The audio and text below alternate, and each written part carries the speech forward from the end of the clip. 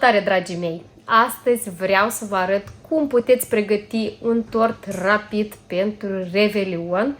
O să fac un tort în formă de buturugă de copac. Se pregătește foarte ușor și arată superb. Tot de ce o să avem nevoie este făină, zahăr, praf de copt, ouă, apă și zahăr vanilat. Asta este doar pentru pantișpan. Într-un vas punem ouăle, zahărul vanilat și le batem bine. Între timp pornim și cuptorul la 180 de grade.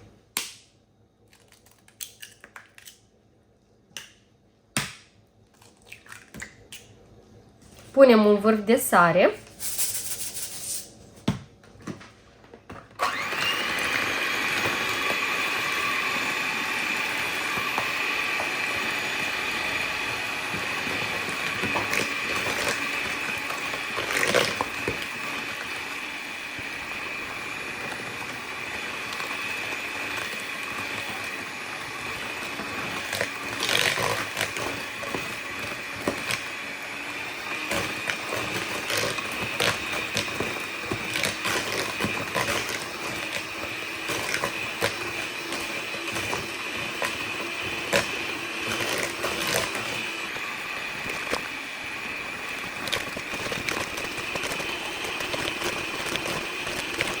Acum adăugăm praful de copt și făina, amestecăm bine.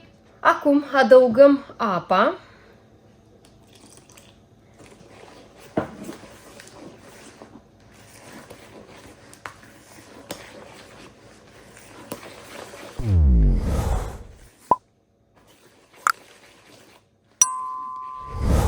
Făina și praful de copt.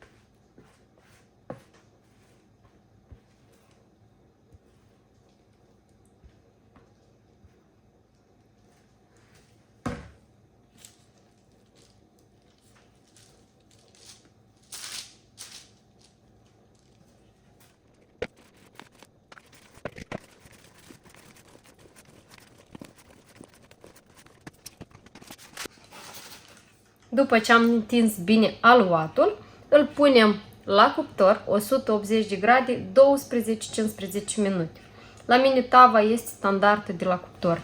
Cât se coace pantișpanul, o să avem nevoie să facem așa ca o mini glazură care o să ungem pantișpanul. Am nevoie de zahăr, cacao, puțin unt, dar untul o să-l pun la final pentru că o să-l fac puțin la plită. O să-l pun pe plită ca să se topească zahărul cu cacao și am să pun și frișcă.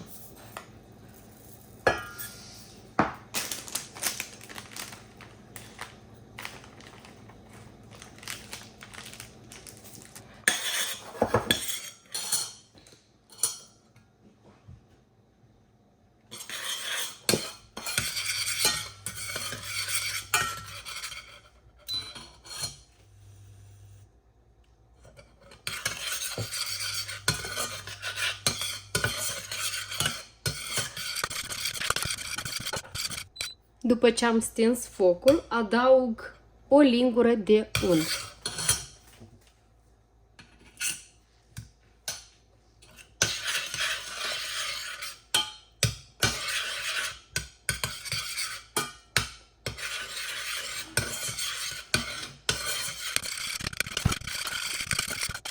Și glazura este gata, o punem deoparte să se răcească.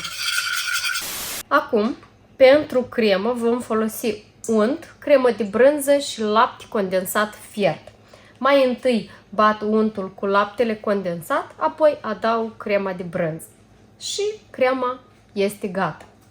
Untul trebuie să fie la temperatură.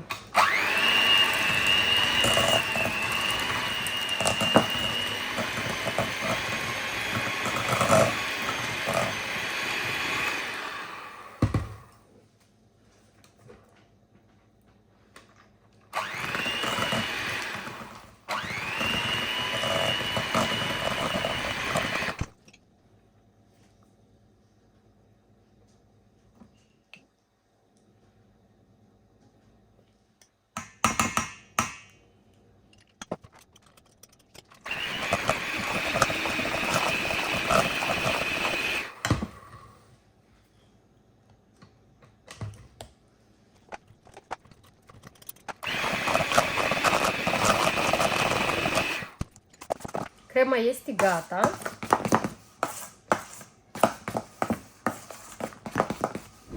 Pantișpanul este gata. Acum vreau să-l împart și să-l tai așa în lung, 4 fâșii, dar mai întâi de toate am să îndrept mărgenuța să fie dreaptă.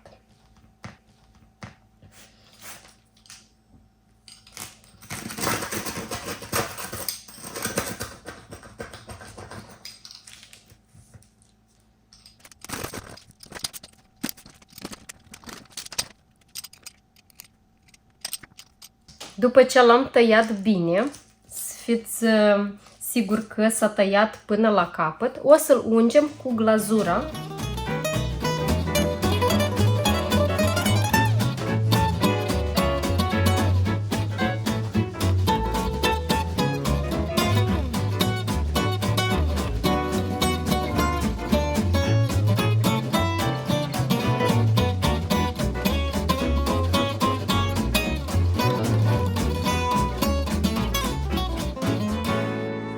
Apoi ungem și cu cremă deasupra.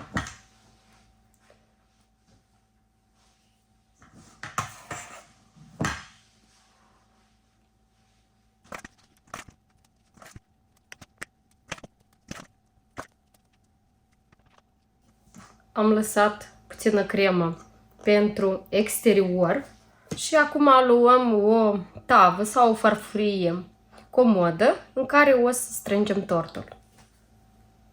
Luăm și rotim așa fiecare fâșie.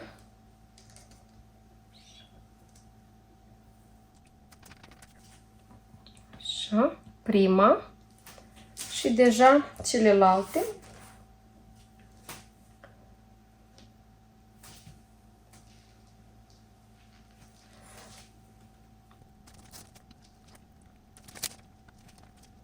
Iată așa. În crema rămasă voi pune cacao și voi amesteca.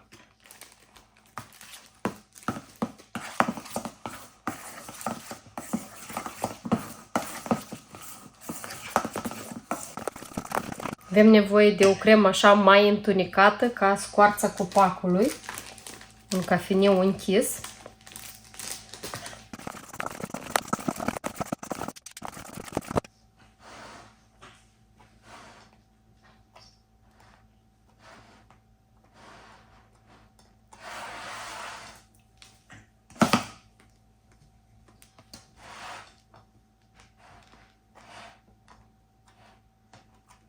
Eu am deja așa o spatulă cu zigzag, așa că direct voi face imitația la scoarță, dar voi puteți să faceți și cu furculița.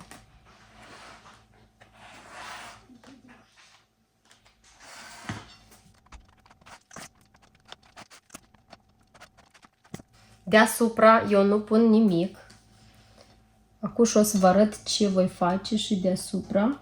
Vreau întâi să mă joc un pic cu scoarța.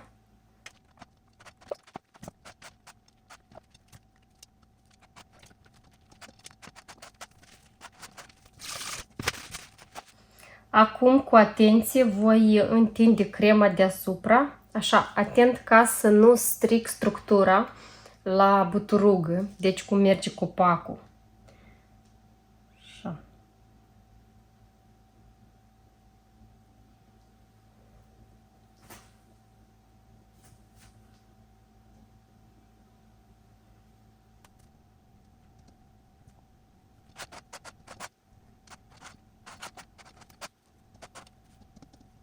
Acum vreau să fac și niște conuri ca să decorez mai frumos acest tort. Pentru conuri voi folosi biscuiți, îi voi măcina, voi pune puțină nucă și crema care mi-a rămas și am să formez așa niște formițe. Și la sfârșit voi decora cu cereale de ciocolată.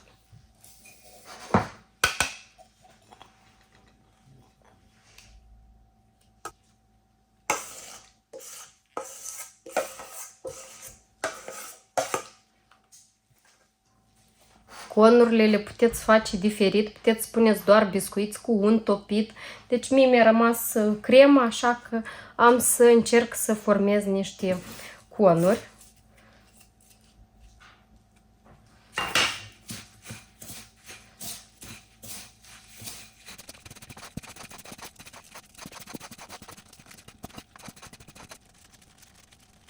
Dacă vedeți că se fărâmă, atunci mai adăugați unt topit și conurile o să se întărească și o să puteți să formați. Deci îi facem forma. Cred că am să adaug și eu puțin unt, că nu mi se face o formă frumoasă. Așa că am să topesc puțin unt, vreo 50 de grame, nu mai mult.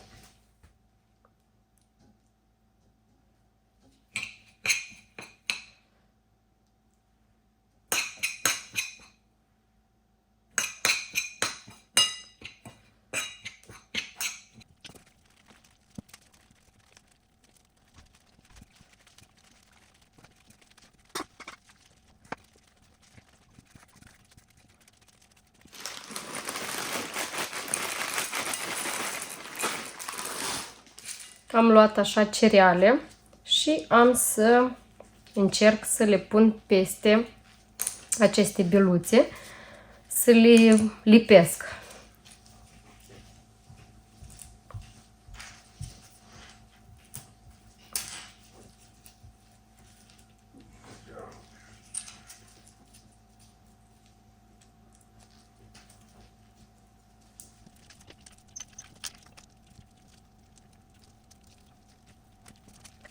Conurile sunt gata. Este un pic de fățâială, dar sunt superbe. Îmi plac foarte mult. Acum o să decorăm tortul.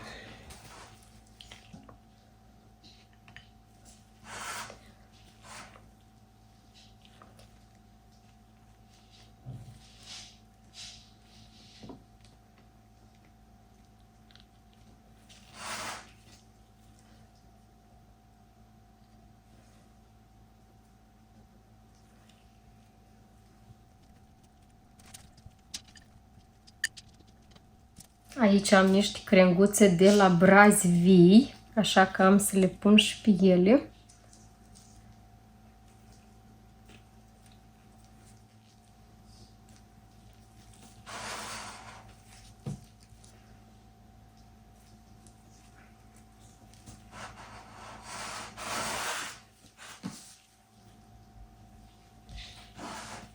Așa, și îl voi presura cu zahăr pudră.